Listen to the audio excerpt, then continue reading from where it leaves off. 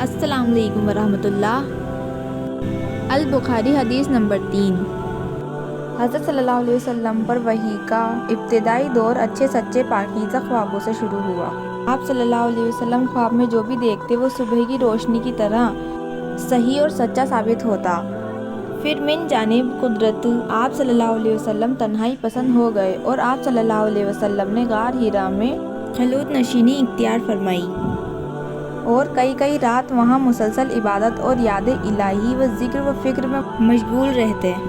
جب تک گھر آنے کو دل نہ چاہتا توشہ ہمراہ لیے ہوئے وہیں رہتے۔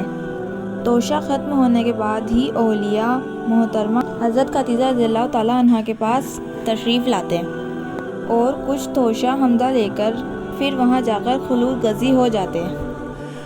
یہی طریقہ جاری رہا یہاں تک کہ آپ صلی اللہ علیہ وسلم پر حق منکشف ہو گیا اور آپ صلی اللہ علیہ وسلم غار حرا میں ہی قیام پذیر تھے کہ اچانک حضرت جبریل علیہ السلام حضرت صلی اللہ علیہ وسلم کے پاس حاضر ہوئے اور کہنے لگے کہ اے محمد پڑھو۔ آپ صلی اللہ علیہ وسلم فرماتے ہیں کہ میں نے کہا میں پڑھنا نہیں جانتا۔ آپ صلی اللہ علیہ وسلم فرماتے ہیں کہ فرشتے نے مجھے پکڑ کر اتنے زور سے کھینچا کہ میری طاقت جواب دے گئی۔ پھر مجھے چھوڑ کر کہا کہ پڑھو۔ میں نے پھر وہی جواب دیا کہ میں پڑھا ہوا نہیں ہوں۔ اس فرشتے نے مجھ کو نہایت ہی زور سے کھینچا کہ مجھ کو سخت تکلیف محسوس ہوئی۔ پھر اس نے کہا کہ پڑھو۔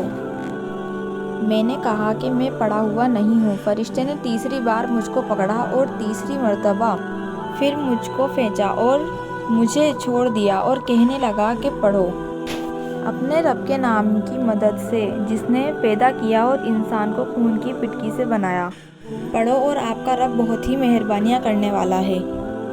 بس یہی آیتیں آپ صلی اللہ علیہ وسلم جبریل علیہ السلام سے سن کر اس حال میں غار حرا سے واپس ہوئے کہ آپ صلی اللہ علیہ وسلم کا دل اس واقعے سے کانپ رہا تھا۔ آپ صلی اللہ علیہ وسلم حضرت خدیجہ یہاں تشریف لائے اور فرمایا کہ مجھے کمبل اڑا دو، مجھے کمبل اڑا دو۔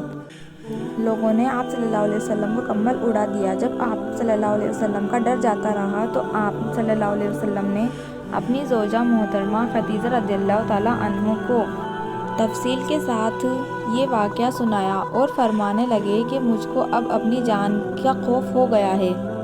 آپ صلی اللہ علیہ وسلم کی اولیاء حضرت خدیجہ رضی اللہ تعالیٰ عنہا نے آپ صلی اللہ علیہ وسلم کی ڈھارس بندھائی اور کہا کہ آپ کا خیال صحیح نہیں ہے۔ اللہ کی قسم آپ کو اللہ کبھی رسوا نہیں کرے گا۔ آپ تو اخلاق فاضلہ کے مالک ہیں، آپ تو کنبہ پرور ہیں، بے کسوں کا بوجھ اپنے سر پر رکھ لیتے ہیں، مفلسوں کے لیے آپ کماتے ہیں، مہمان نوازی میں آپ بے مثال ہیں اور مشکل وقت میں آپ امر حق کا ساتھ دیتے ہیں۔ ایسے اوصاف حسن والا انسان یوں بے وقت ذلت اور خواری کی موت نہیں پا سکتا۔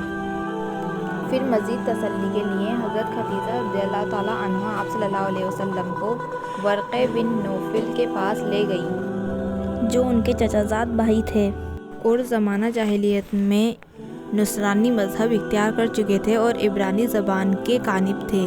چنانچہ انجیل کو بھی حسب منشائے خداوندی عبرانی زبان میں لکھا کرتے تھے۔ انجیل سریانی زبان میں نازل ہوئی تھی، پھر اس کا ترجمہ عبرانی زبان میں ہوا۔ ورقہ اسی کو لکھتے تھے۔ وہ بہت بوڑھے ہو چکے تھے، یہاں تک کہ ان کی بینائی بھی رخصت ہو چکی تھی۔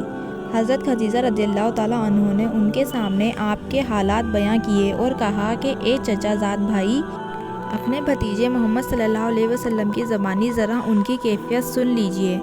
وہ بولے کہ بھتیجے آپ نے جو کچھ دیکھا ہے اس کی تفصیل سناؤ۔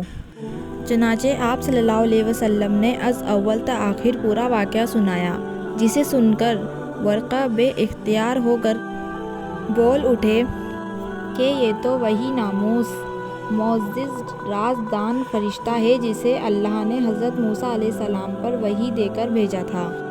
کاش میں آپ کے اس عہد نبوی کے شروع ہونے پر جوان عمر ہوتا، کاش میں اس وقت تک زندہ رہتا جب تک کہ آپ کی قوم آپ کو اس شہر سے نکال دے گی۔ رسول اللہ صلی اللہ علیہ وسلم نے یہ سن کر تعجب سے پوچھا کہ کیا وہ لوگ مجھ کو نکال دیں گے، حالانکہ میں تو ان میں صادق و امین و مقبول ہوں۔ ورقہ بولا، ہاں یہ سب کچھ سچ ہے، مگر جو شخص بھی آپ کی طرح امر حق لے کر آیا لوگ اس کے دشمن ہی ہو گئے ہیں۔